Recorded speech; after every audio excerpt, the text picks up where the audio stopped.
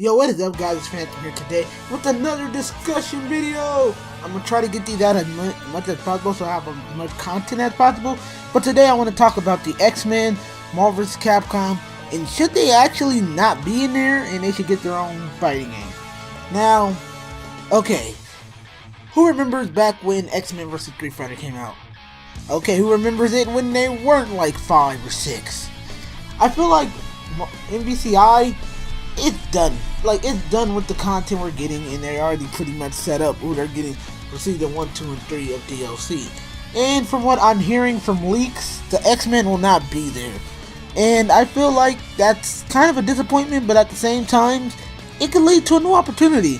Now, I kind of wish that we would get not a Marvel vs. Capcom game, but an X-Men game that's solely developed by Capcom that is a fighter. And let me tell you why. Believe it or not, the X-Men vs. Street Fighter game wouldn't have been possible without X-Men Children of Atom.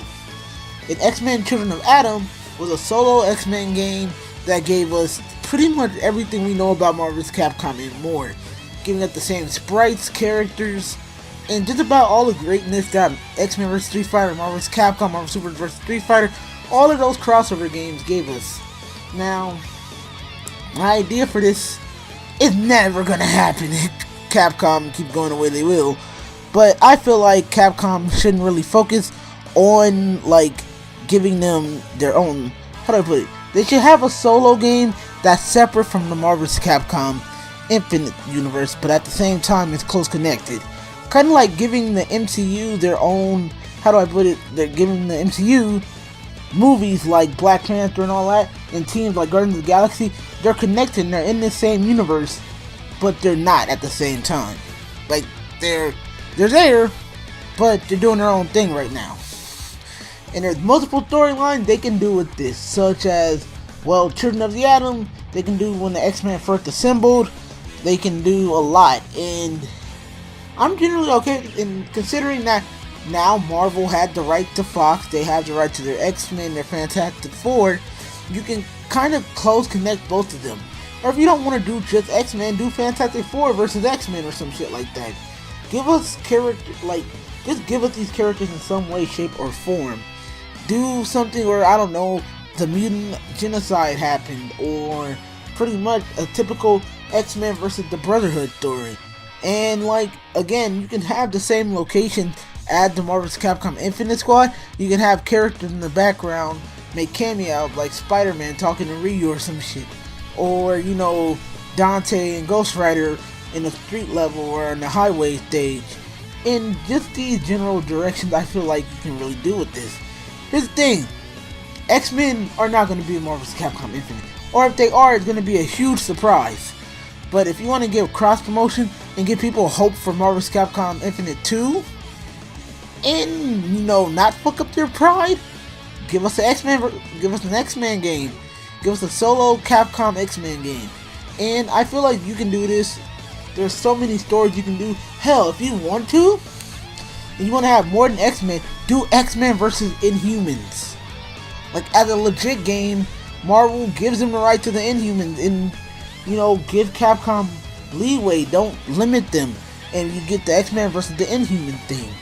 You gotta remember that despite them not being connected with the movies, the X-Men characters are still a really big part of the Marvel comics. Like, Deadpool is insanely popular with comics fans and all, and he's still a huge part of the Marvel universe. They get killed the universe twice. Like, come on. And Wolverine, doesn't matter if it's Laura Kinney Wolverine, if it's just plain old Wolverine, or if it's Old Man Logan Wolverine. Fans have been enjoying him, and pretty much, I feel like, you know, with these characters going missing, because Magneto is one of my favorite villains of the Marvel Universe. It's Magneto and Doctor Doom, and none of them niggas was there. Like, I know, I'm sorry, excuse my language, but none of them were there, and that hurt my soul. Like, fuck Ultron. Like, I don't like Ultron. He's a robot. Like, what the hell am I gonna do with a robot? And Dormammu, I don't know nothing about him besides Doctor Strange fought him a couple times. And it's just like, of course I love Thanos, but he teetered on the brink of being a good and bad. So I honestly feel like you should give X-Men their own solo fighter like Children of Atom was, and then you slowly build them into the Marvel's Capcom Infinite 2, and that's how you could bring them in. Like, take a break from Mvci, which I'll talk about in another video, which I do have plans, I do have scheduled for me to make that video.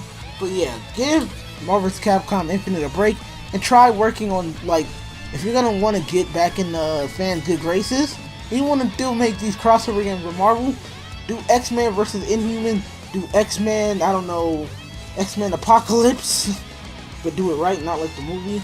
Do Sentinel Attack or something. Do something with these games, because the X-Men have a lot of potential.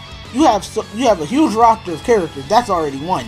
You have these big ass roster of mutants and humans, and I'm sorry if you guys can hear that. I have outside guests and shit, and you know, you have a big ass roster of characters. You have tons of power to work with. You have tons of fighting style to work with. Mvci could be pretty much your bases and surroundings around the game. Graphic wise, don't do what Mvci did. Don't base off Concept Champion. Do the art style from Marvel's Capcom 3, or do like an anime-esque art style for this game. Just make it look nice. Which is something we can say that a lot of Capcom games, early Capcom games, looked nice. Like, you cannot deny that X-Men vs. Street Fighter looked nice for its time. You cannot deny Ultimate Marvel's Capcom 3 looked nice for its time. You cannot deny Street Fighter 4. Even with everybody, including the women, having these big ass man hands, did not look nice. That shit looks great for what it was. Street Fighter 5 just actually really does look nice. With a lot of its flaws, it's a pretty game. You know, despite Ken having banana hair. But, you know, I digress, because that's my favorite character. I'm going to pretty much be biased towards him. But anyway, you gotta give this game time to develop.